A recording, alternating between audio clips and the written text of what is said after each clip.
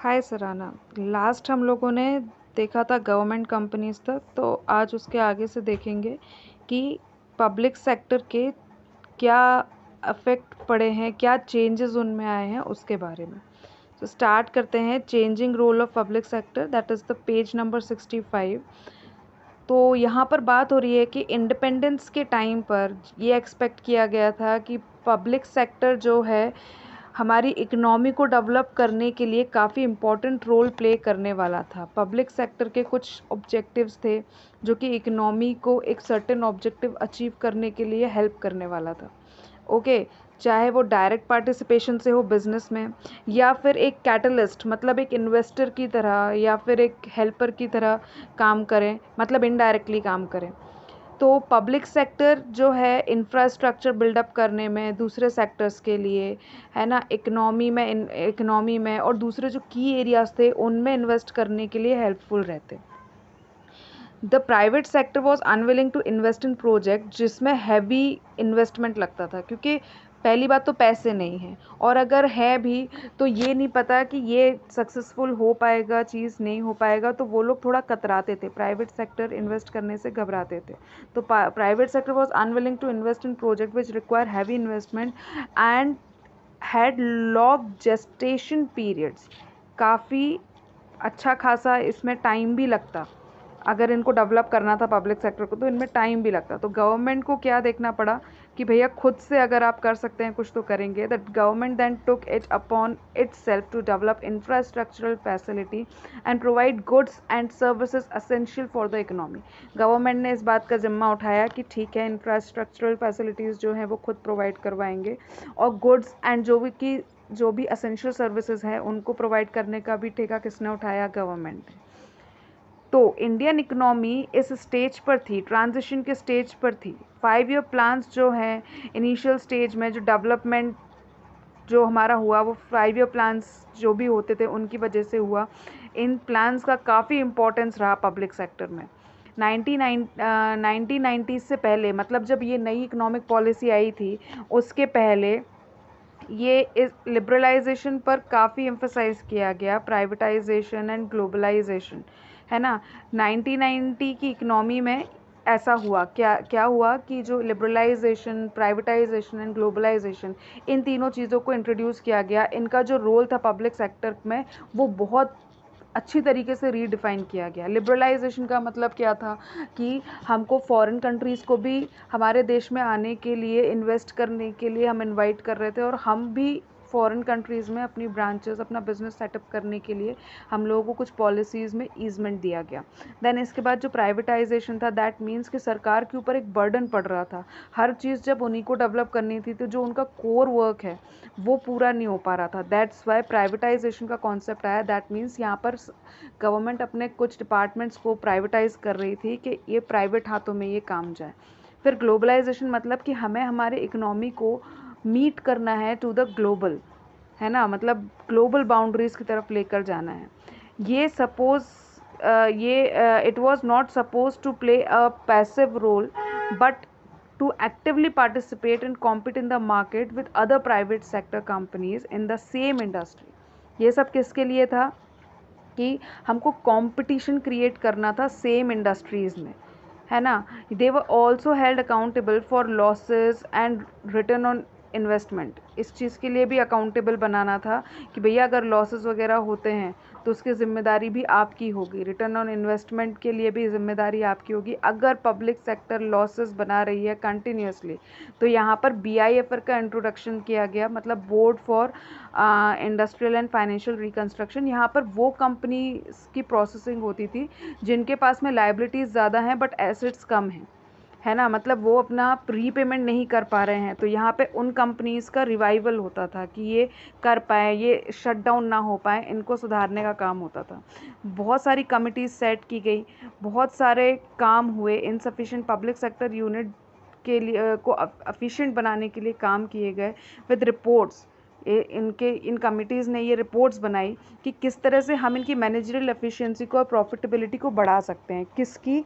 ये जो public sector enterprise हैं उनकी। तो रोल जो है पब्लिक सेक्टर का वो डेफिनेटली 60s एंड 70s में इतना नहीं था जितना आज के टाइम पर है। क्यों? क्योंकि चीज़ें डेवलप होते होते डेवलप हुई हैं, धीरे धीरे करके डेवलप हुई हैं। और उन्होंने जैसे जैसे कमिटीज़ बनाई, कमिटीज़ ने अपना देखा कि रिपोर्ट्स क्या बोल रही हैं, उसके आधार पर सारी की सारी क्या बोलते हैं, उनमें डेवलपमेंट शुरू हुए।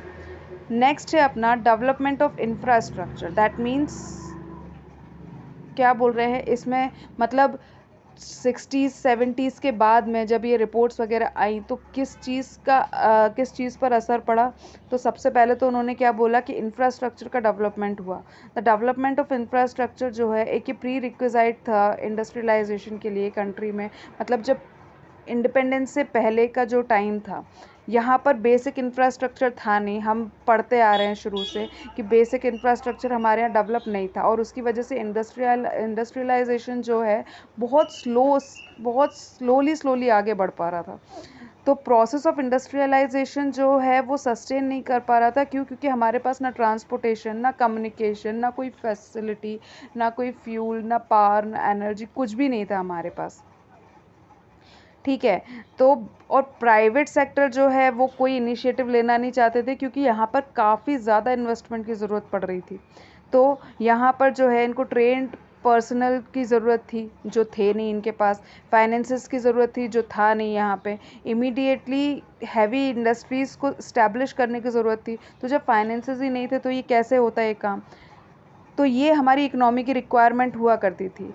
तो ये सिर्फ गवर्नमेंट ही कर पाई क्या, कि इन लोगों ने ह्यूज कैपिटल लगाया इन पब्लिक सेक्टर एंटरप्राइज में, इंडस्ट्रियल कंस्ट्रक्शन के साथ कोऑर्डिनेट किया, ट्रेन टेक्नीशियंस के साथ कोऑर्डिनेट किया, वर्क फोर्स लगाया, रेल, रोड, सी, एयर ट्रांसपोर्ट जो है, कुछ रिस्पॉन्सिबिलिटी ऐसी थी जो सिर्फ गवर्नमेंट की थी।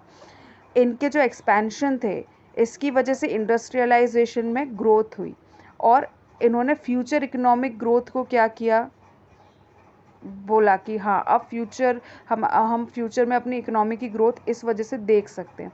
जैसे आज के टाइम पर हम बोलते हैं ना प्रधानमंत्री सड़क योजना, तो ये जो सड़क बनी है, गांव-गांव में जो सड़कें बनी हैं, वो इस योजना के अंतर्गत में बनी हैं। और इसकी वजह से क्या हुआ कि उन लोगों को एक शहरों से कनेक्शंस मिले हैं, जिसकी वजह से उनकी खेती जो भी होती है वो अपना अनाज पहुंचा पाते हैं शहरों तक, है ना, ईज़िली पहुंचा पाते हैं, और खुद भी जा पाते हैं और अपने लिए रॉ मटेरियल्स भी लेकर आ पाते हैं। इसकी वजह से काफ़ी डेवलपमेंट होता है।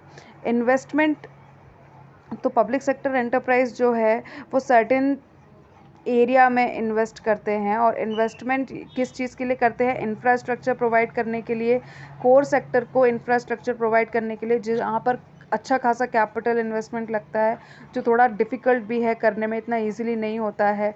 और हमको यहाँ पर टेक्नोलॉजी कैसी चाहिए, एक अपग्रेडेड टेक्नोलॉजी चाहिए, बड़ा एंड इफ़ेक्टिव ऑर्गेनाइजेशनल स्ट्रक्चर चाहिए, जैसे कि स्टील प्लांट्स या पावर जनरेशन प्लांट्स में होता है, सिविल एविएशन में होता है, इस तरह का वो चाहिए। तो यहाँ पर ये इन्वेस्टमेंट इन चीज़ों के लिए किए गए। दूसरा क्या, कि ये इन्वेस्टमेंट जो है कोर सेक्टर को डेवलप करने में लगाए गए, जो कि प्राइवेट सेक्टर नहीं कर पा रहे थे, है ना, जैसे कि फर्टिलाइज़र, फार्मास्यूटिकल्स, पेट्रोकेमिकल्स, यहाँ सब में लगाए गए।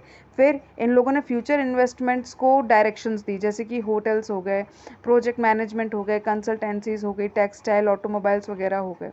ओके, तो सबसे पहला हम लोगों ने क्या देखा कि जो डेवलपमेंट हुआ पब्लिक सेक्टर की वजह से, वो डेवलपमेंट हुआ पब्लिक सेक्टर में, वो डेवलपमेंट ऑफ इंफ्रास्ट्रक्चर का हुआ। देन रीजनल बैलेंस कैसे बना, यहाँ पे जो गवर्नमेंट है वो रिस्पॉन्सिबल है कि वो सभी रीजन्स को, हमारी कंट्री के जितने भी रीजन्स हैं, जितने भी स्टेट्स हैं, है ना, उनको बैलेंस्ड वे में डेवलप करे। ऐसा ना हो कि कोई बिल्कुल ही इतना फैलता जा रहा है और कोई गांव है तो वो बिल्कुल ही सिमट कर रह गया, ये चीज़ ना हो पाए। इसके लिए काफ़ी स्टेप्स उनको उठाने पड़े। सबसे पहले तो रीजनल डिस्पैरिटीज़ वगैरह के बारे में वो रिमूव करना पड़ा। Most of the industrial progress was limited to few areas, जैसे कि पोर्ट्स में, टाउन्स में, बड़ी बड़ी सिटीज़ में। कब, जब इंडिपेंडेंस के टाइम से पहले। लेकिन 1951 के बाद में गवर्नमेंट जो है उन्होंने अपने 5 ईयर प्लान्स को इनिशिएट किया, और इन 5 ईयर प्लान की वजह से ये लोग सब जगह पे जाके डेवलपमेंट करना इन्होंने स्टार्ट करा। इंडस्ट्रीज़ जो है वह डेलिबरेटली सेटअप्स इसी चीज़ के लिए कि सभी जगह पे डेवलपमेंट अच्छे से हो। 4 मेजर स्टील प्लांट सेटअप किए गए बैकवर्ड एरिया में, मतलब जो रूरल एरियाज़ होते थे वहाँ पे, ताकि इकोनॉमिक डेवलपमेंट वहाँ पर भी एक्सेलरेट हो, एम्प्लॉयमेंट प्रोवाइड हो, लोगों को वर्क फोर्स मिले।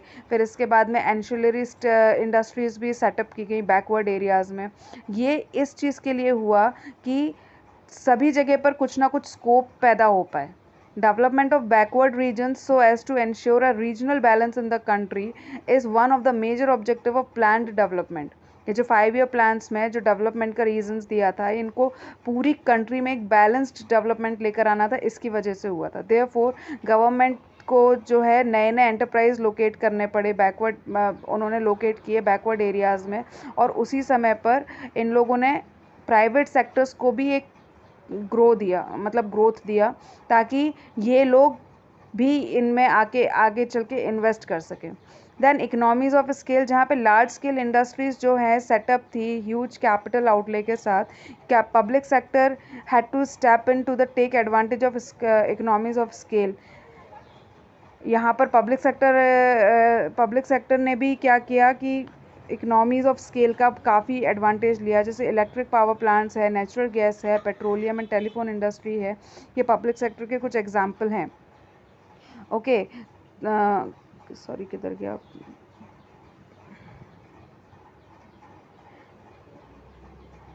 हाँ, these units required a large base to functions. इनको अच्छा खासा बेस चाहिए economically, which was possible with government resources and mass scale production. अगर हमको इनमें डेवलपमेंट चाहिए तो काफ़ी सारा प्रोडक्शन लगेगा। इकोनॉमीज ऑफ स्केल का मतलब क्या है कि एक बड़े लेवल पर मैन्युफैक्चरिंग या प्रोडक्शन या सर्विस इंडस्ट्री एक बड़े स्केल पर, जहाँ पे आपको मास पब्लिक को ये सब बेचना हो, ठीक है ना, बहुत ज़्यादा से ज़्यादा प्रोडक्शन करना हो, उधर पे हम बात करते हैं इकोनॉमीज़ ऑफ स्केल की। और जब आपको इंडस्ट्रीज़ को बड़ा बनाना है तो आपको जो इकोनॉमीज़ ऑफ स्केल है वो बड़ा करना पड़ेगा, ठीक है ना। फिर इधर पे check over concentration of economic power, मतलब पब्लिक सेक्टर जो है एक चेक ओवर की तरह काम कर रहा था ओवर द प्राइवेट सेक्टर, जहाँ पे कुछ इंडस्ट्रीज़ ही थी जो कि इन्वेस्ट करना चाहती थी हैवी इंडस्ट्रीज़ में, with the result that wealth gets concentrated in a few hands and monopolistic practices are encouraged.